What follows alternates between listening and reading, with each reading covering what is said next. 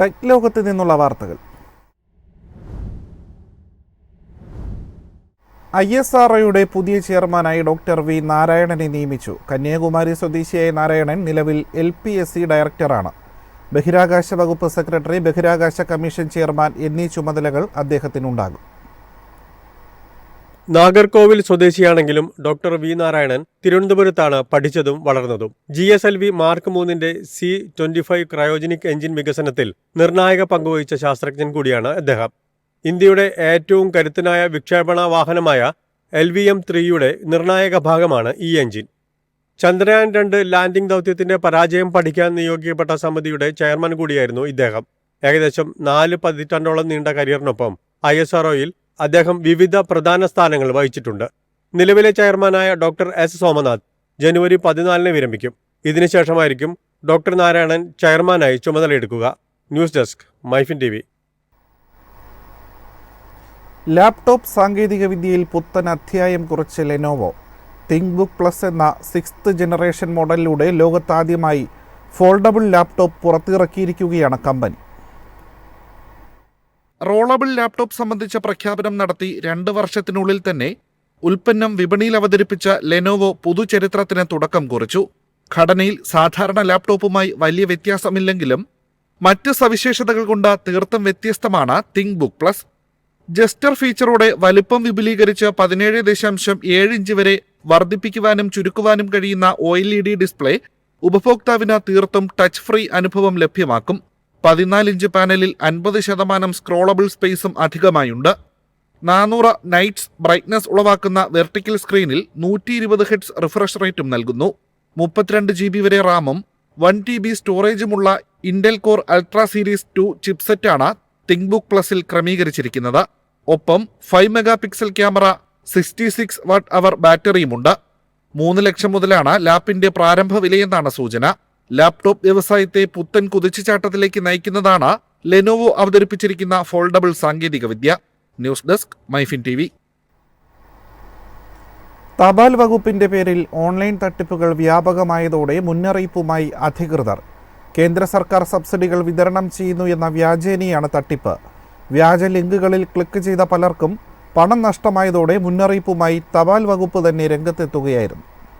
തട്ടിപ്പുകാർ നിർമ്മിച്ച വ്യാജ ലിങ്കുകളിൽ ക്ലിക്ക് ചെയ്യിപ്പിച്ച് ഫോണിന്റെയും കമ്പ്യൂട്ടറിന്റെയും നിയന്ത്രണം കൈക്കലാക്കി അക്കൗണ്ടുകളിൽ നിന്ന് പണം കവരുന്നതാണ് തട്ടിപ്പ് രീതി. ലിങ്കിൽ ക്ലിക്ക് ചെയ്യുന്നതോടെ ഇന്ത്യ പോസ്റ്റിന്റെ ലോഗോയും ചിത്രങ്ങളും അടങ്ങിയ വെബ്സൈറ്റ് തെളിയും. തപാൽ വകുപ്പിന്റെ സന്ദേശമാണെന്ന് കരുതി ആവശ്യപ്പെട്ട വിവരങ്ങൾ നൽകി കഴിയുമ്പോൾ സമ്മാനം ലഭിക്കാൻ തന്നിട്ടുള്ള ചിത്രങ്ങളിൽ ക്ലിക്ക് ചെയ്യാൻ ആവശ്യപ്പെടും. ഇത് ചെയ്താൽ വൻതുകയോ കാറോ സമ്മാനമായി ലഭിച്ചെന്ന് അറിയിക്കും. സമ്മാനം ലഭിക്കാൻ നൽകിയിട്ടുള്ള ലിങ്ക് 4 വാട്സപ്പ് ഗ്രൂപ്പുകളിലേക്കോ അല്ലെങ്കിൽ 20 വാട്സപ്പ് നമ്പറിലേക്കോ അയക്കാൻ ആവശ്യപ്പെടും. തുടർന്ന് bank account, Aadhaar card, photo, phone number തുടങ്ങിയവ ആവശ്യപ്പെടും. ഇതെല്ലാം അയച്ചാൽ പ്രോസസ്സിംഗ് ചാർജ്, രജിസ്ട്രേഷൻ ഫീസ് ആവശ്യപ്പെട്ട് പണം കൈപ്പറ്റി തട്ടിപ്പ് നടത്തുന്നതാണ് രീതി. നിരവധി പേർ ചതിക്കുഴികളിൽപ്പെട്ടതോടെ തപാൽ വകുപ്പ് തന്നെ മുന്നറിയിപ്പുമായി രംഗത്തെത്തി. ഇത്തരം വ്യാജ സന്ദേശങ്ങളിൽ വീഴരുതെന്നും തട്ടിപ്പുകാർക്കെതിരെ ജാഗ്രത പുലർത്തണമെന്നും തപാൽ വകുപ്പ് അറിയിച്ചു. News desk, MyFin TV. Facebook, Instagram, Threads എന്നീ പ്ലാറ്റ്ഫോമുകളിൽ തൊഴിലെടുക്കുന്ന ഫാക്ട് ചെക്കർമാരെ ഒഴിവാക്കാൻ മെറ്റ. പകരം എക്സിലേതിന് സമാനമായി ഉപയോക്താക്കളെ തന്നെ ഈ ജോലി ഏൽപ്പിക്കാനുള്ള നീക്കത്തിലാണ് കമ്പനി. പുറത്തുനിന്നുള്ള ഏജൻസികളാണ് ഫേസ്ബുക്കിന് വേണ്ടി നിലവിൽ വസ്തുതാ പരിശോധകരായി പ്രവർത്തിക്കുന്നത്. കമ്മ്യൂണിറ്റി നോട്ട് സംവിധാനത്തിലൂടെ ഉപയോക്താക്കൾക്ക് തെറ്റായ വാർത്തകളും തെറ്റിദ്ധരിപ്പിക്കുന്ന വിവരങ്ങളും ഇനി നേരിട്ട് റിപ്പോർട്ട് ചെയ്യാനാകും. രാഷ്ട്രീയ വിവാദങ്ങൾ ഉൾപ്പെടെയുള്ള വിഷയങ്ങളിലെ പോളിസി വയലേഷനുകൾക്കെതിരെയുള്ള നടപടി ഇനി ഉപയോക്താക്കൾ റിപ്പോർട്ട് ചെയ്തതിനു ശേഷമാകും സ്വീകരിക്കുക. തീരുമാനം ഉപയോക്താക്കൾക്ക് കൂടുതൽ അഭിപ്രായ സ്വാതന്ത്ര്യം നൽകുമെന്നാണ് കമ്പനി പ്രതീക്ഷിക്കുന്നത്. നേരത്തെ നടപ്പാക്കിയിരുന്ന നിയമത്തിലൂടെ ദോഷകരമല്ലാത്ത ഒരുപാട് ഉള്ളടക്കങ്ങൾ സെൻസർ ചെയ്യപ്പെടുന്നതായും ചില ആളുകൾക്ക് അനാവശ്യമായ വിലക്കുകൾ നേരിടുന്ന സാഹചര്യമുണ്ടാക്കിയെന്ന കണ്ടെത്തലും പുതിയ തീരുമാനത്തിലേക്ക് എത്തിച്ചു. ഇത്തരം സംഭവങ്ങൾ ആവർത്തിക്കാതിരിക്കാനാണ് മെറ്റയുടെ പുതിയ തീരുമാനം. 2021 മുതൽ ഉപയോക്താക്കളുടെ ഫീഡുകളിൽ വരുന്ന രാഷ്ട്രീയ ഉള്ളടക്കമുള്ള പോസ്റ്റുകളുടെ അളവ് കുറയ്ക്കാൻ മെറ്റ നടപടികളെടുത്തിരുന്നു. എന്നാൽ ഇനി ഫീഡിലെ മറ്റേതൊരു പോസ്റ്റുകളെയും പോലെ തന്നെ രാഷ്ട്രീയ ഉള്ളടക്കമുള്ള പോസ്റ്റുകളും ഇനി മെറ്റ പരിഗണിക്കും. ഇത് ആഴ്ചകൾക്കുള്ളിൽ തന്നെ നടപ്പിലാക്കുമെന്നും അവർ അറിയിച്ചു. News desk, MyFin TV. മുൻനിര ഇലക്ട്രോണിക്സ് ഉപകരണ നിർമ്മാതാക്കളായ സോണിയും ജാപ്പനീസ് വാഹന നിർമ്മാതാക്കളായ ഹോണ്ടയും സംയുക്തമായി വികസിപ്പിച്ച ഇലക്ട്രിക് കാറായ അഫീലിയുടെ ആദ്യ പ്രദർശനം നടന്നു. ലാസ് വേഗസിൽ നടന്ന കൺസ്യൂമർ ഇലക്ട്രോണിക്സ് ഷോയിലാണ് അഫീല പ്രദർശനത്തിനെത്തിയത്. ജനുവരി 7-ന് വാഹനത്തിന്റെ ബുക്കിംഗ് ആരംഭിച്ചതിന് പിന്നാലെയാണ് കാർ പ്രദർശനത്തിനെത്തിയത്. 5 വർഷം കൊണ്ടാണ് ഇലക്ട്രിക് വാഹനമായ അഫീലയുടെ നിർമ്മാണം പൂർത്തിയാക്കിയതെന്നാണ് റിപ്പോർട്ടുകൾ. അഫീല 1 ഒറിജിൻ, അഫീല 1 സിഗ്നേച്ചർ എന്നീ 2 വേരിയന്റുകളിലെത്തുന്ന ഈ ഇലക്ട്രിക് സെഡാന് യഥാക്രമം 76.39 ലക്ഷവും 88.32 ലക്ഷവുമാണ് എക്സ് ഷോറൂം വില. 3 വർഷത്തെ സബ്സ്ക്രിപ്ഷൻ പ്ലാൻ ഉൾപ്പെടെയായിരിക്കും അഫീല പുറത്തിറങ്ങുക. AI അധിഷ്ഠിത ഫീച്ചറുകൾ, ലെവൽ 2 അഡാസ് സുരക്ഷാ സംവിധാനങ്ങൾ, സാങ്കേതിക വിദ്യയിൽ അധിഷ്ഠിത ഫീച്ചറുകൾ എന്നിവയായിരിക്കും സബ്സ്ക്രിപ്ഷൻ പ്ലാനിൽ നൽകുന്നത്.